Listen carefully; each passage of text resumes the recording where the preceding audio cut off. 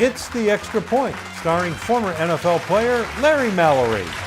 Larry's guests today both played in the NFL, Oklahoma University star and NFL guard Bill Krisher. Also today, former NFL tight end, meet Kent Kramer.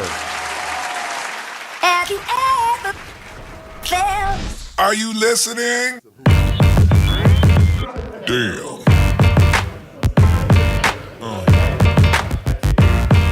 Yeah.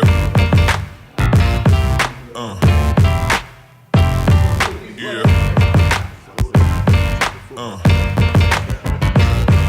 And now the man whose stories about his playing days get better every year, Larry Mallory. Coming on the show today, and we're really happy to have you.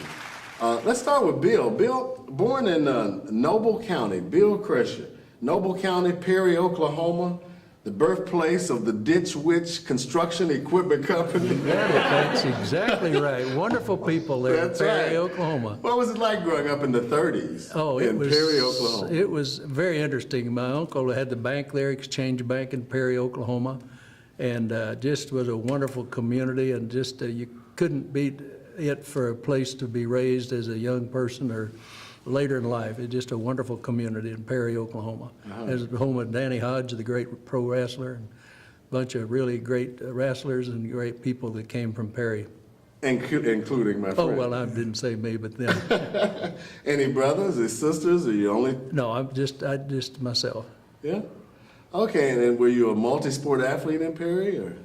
Yes, actually I didn't play that much sports in Perry. I moved from Perry when I was real young. Okay. So as I moved from there, ended up in Midwest City is where I played most of my athletics, was in Midwest City, Oklahoma. Just talk a little bit about the 30s, though. I mean, you know, a lot of young people will be looking at this, Yeah. and they need to have some education about the 30s. Right. Well, in the 30s, you had so much happening and so many things going on. You had the aftermath of the wars. You had all of the activities of people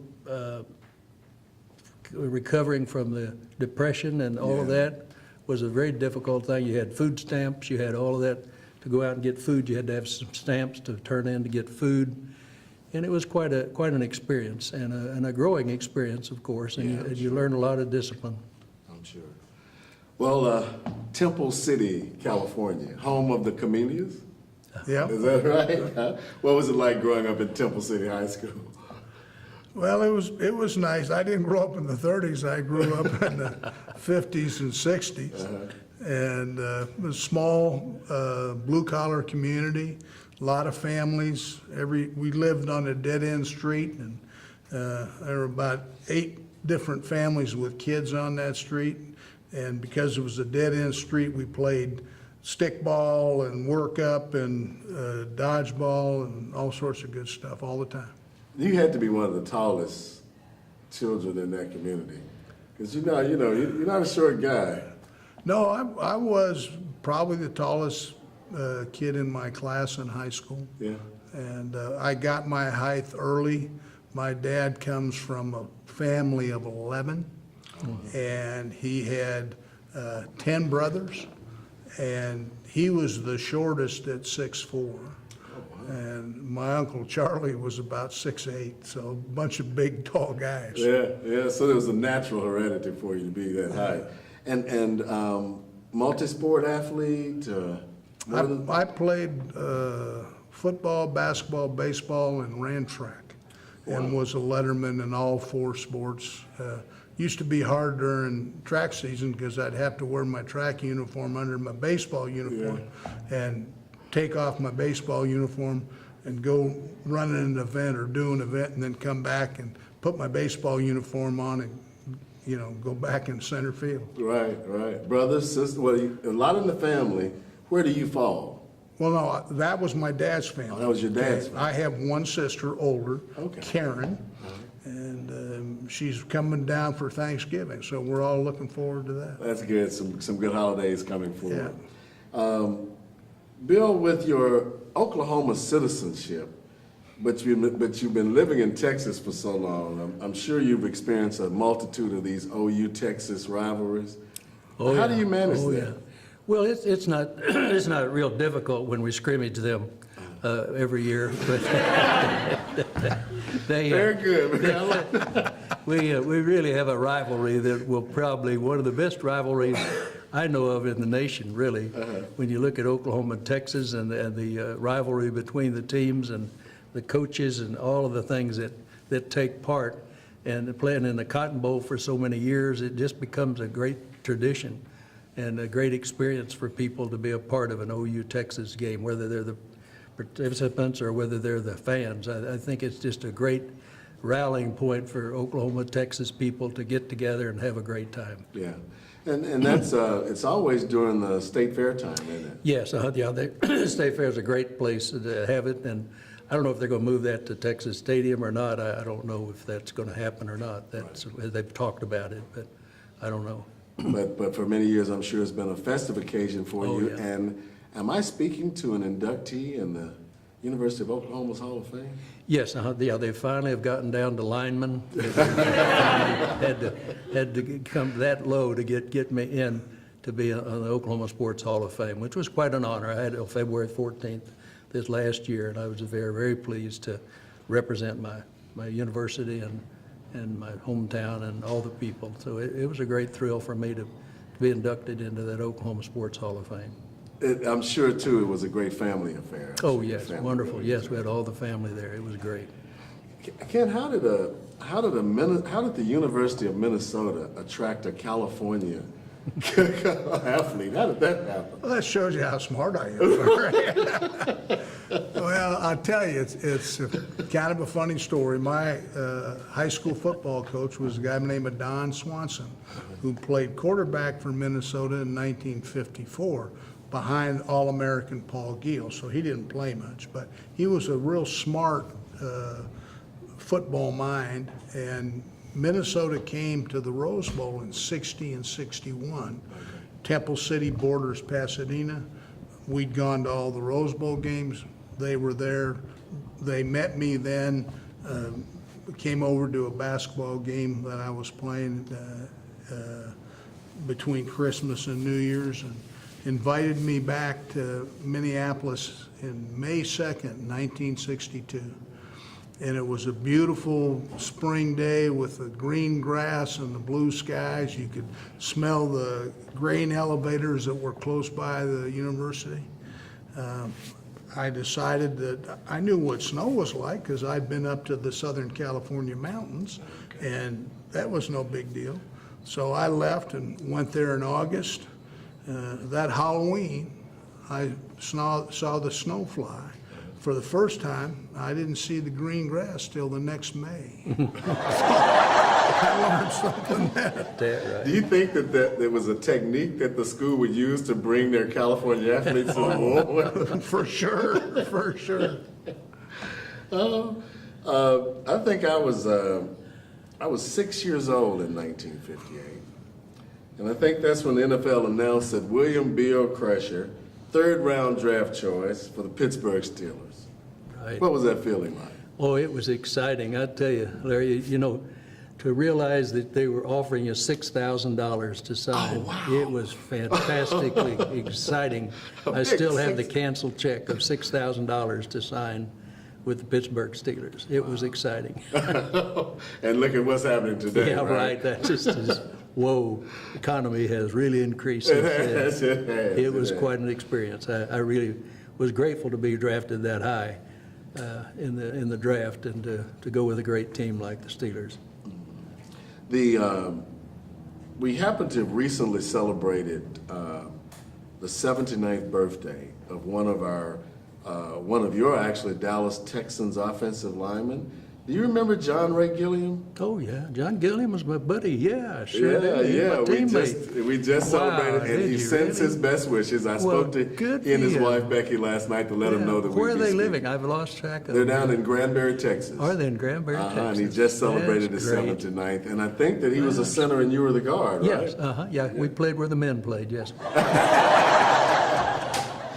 Well, Ken, 1966, AFL round 13, 110th pick. 1966, no, the AFL round 13, NFL round 9. That's number 133. When I was looking all this up, I'm saying, so how would you decide where you want to go in those days if you were picked by both the NFL and the AFL? How did you manage that? Well, that was kind of fun. It was. Yeah, it was very Because interesting. you had both teams from both leagues interested in you. I was also drafted by the British Columbia Lions in the Canadian League. And on draft weekend, the NFL in those years hit us out. They took myself and my wife and Gail Gillingham and his wife, and they took us to the Roosevelt Hotel in downtown Minneapolis and put us in the presidential suite. And they weren't going to let the AFL know where we were. So it was competitive. It was very competitive. And we had, Gilly and I both told our AFL contacts where we were going to be, and they were in that same hotel. And so they came up, we got drafted in the NFL. I really believe the AFL had their draft the day before. And they came up after we got drafted and knocked on the door and came in. Gail went in his room, I went in my room. They each had a briefcase full of money. And they sat down with you on the side of the bed and started talking to you about the positiveness of the AFL. And then they opened that briefcase and we saw all these $100 bills sitting there. And they said, you know, if you'll sign with us right now, we'll give you this briefcase. And I happened to know that the 49ers were coming to town the next week because I was drafted by the Niners. And I thought I'd wait till I got to talk to them before I signed. And Gail got drafted by Green Bay and by the New York Jets. And he knew he wasn't going to New York because he was a Minnesota country boy. So Green Bay was right, you know, down the road from where he was from. So he went to Green Bay the next week and visited with Coach Lombardi and signed with them. You know, that is such an interesting story as it relates to the NFL and the AFL's evolution. And ultimately, I want to ask, obviously, the question that ultimately, you know, your perspective on today's games. But I have to go back to this experience. You know, your parents are involved, your families are involved, and now you have two leagues competing for you. That had to be an interesting experience for both of you. You know, is there parental input? Did you make the decisions only yourself? Or how does that NFL, AFL thing work? Well, I don't know about Kent. We didn't have agents in that day. We just Okay, so you had to deal with it negotiated ourselves. direct? Yeah. Maybe some of the other guys had agents. I don't know that, but the agents, of course, did a lot of the negotiation with the clubs. So with Lamar Hunt bringing the AFL in, and then with that also creating the Super Bowl was created out of that, which is really a great venue for people to be a part of. So the AFL and the NFL was very fascinating that the different talents that the NFL had as compared to the AFL was very interesting, and how they competed against each other. I think it was already proven to be exciting. Wow. And did you have any comments on? Well, I was married when I was drafted. I got married my sophomore year. I brought my high school sweetheart from California back to Minnesota. And my father-in-law was a businessman, a successful businessman. And he gave me a lot of good advice, but I didn't have an agent either. They were just kind of starting up then. And I had an old coach from UCLA that had recruited me, a guy by the name of Jim Owens. He called me and said, "Hey, I'd like to represent you." And I said, "Well, I'm not going to get a lot of money." I thought. I didn't get a lot of money in today's time, but I was going to wait and see what happened. Well, 49ers, Saints, Vikings, and Eagles, two warm teams, warm weather teams, two cold weather teams. Which did you like the most? Well, I had my personal best success with the Eagles and the Vikings. I had The cold weather teams. cold weather teams. Well, I had gone to school in Minnesota. That's right. And so I knew what that was going to be like. But in 1968, I was a player rep at the Saints. Actually, the 67 season and the beginning in 68. And nobody in New Orleans wanted to be the player rep. So we had 5 guys that were player reps. We were all cut during the course of that period, and I ended up in Los Angeles with the Rams for the 68 season.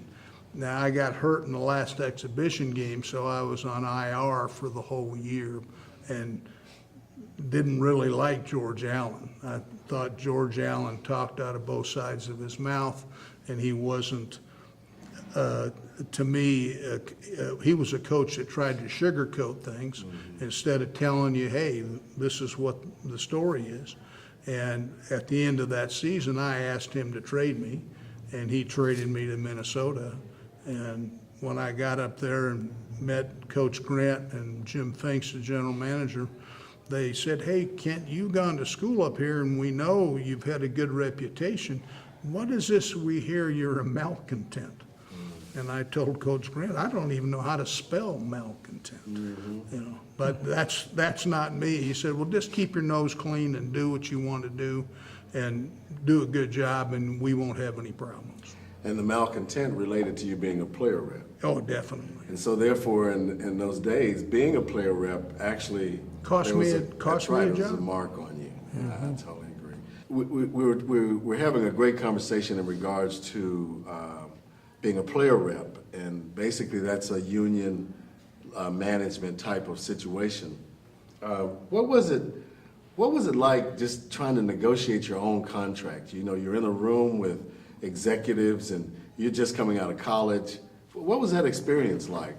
Bill, talk a little bit about Well, negotiating it your own was it was challenging, and the thing you wanted to do was get as close to an attorney or the person that knows how to negotiate with it, because they're going to take advantage of you unless you know what you're doing, and it's really helpful to either get a coach or a known person that's helping you make decisions on what you're being offered. Any perspective on that, Ken? Well, I was lucky there was a battle between the two leagues. Yeah. And I was also drafted in Canada, so I had 3 options. And the Thursday night before the NFL draft on the weekend, I went to dinner with Dave Scrines, who was the head coach and general manager of the BC Lions. And he took my wife and I downtown to a place called Murray's for dinner. It was a great steakhouse. And he offered me a contract right there, a 3-year contract with a 3-year bonus. And the interesting thing was I got an idea right away what kind of money they were putting on the table. Although the NFL and the AFL both told me that the Canadian dollar wasn't worth as much as the American dollar at the time, and it was about 20% devalued. But it was a good place to start from. Right. And you had something? Yeah, I was also entertained by Montreal Alouettes to play in Canada, and the money was a lot better in Canada than it was in the States. And it was tempting to go with them, but realizing I'd get more exposure if I stayed with the team in the States. So that's why I stayed here instead of going for the money. It's been a pleasure speaking with you today on The Extra Point. No matter what teams we played on, ultimately we'll all become former players. So thank you again for appearing on The Extra Point, and we look forward to having you again anytime you'd like to come back. Okay. All right. Thank you, Ken. Thank you for the extra point. Thank you, sir. The Extra Point, the Generation Broadcast Center program that promotes the positive aspects of professional sports and promotes the positive aspects of former and current professional athletes.